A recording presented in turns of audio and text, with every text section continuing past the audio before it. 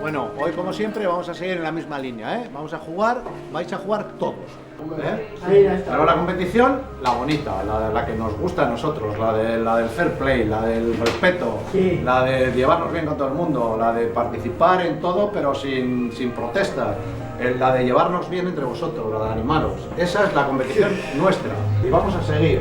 Y no vamos a trabajarlo porque eso sale de aquí, ¿eh?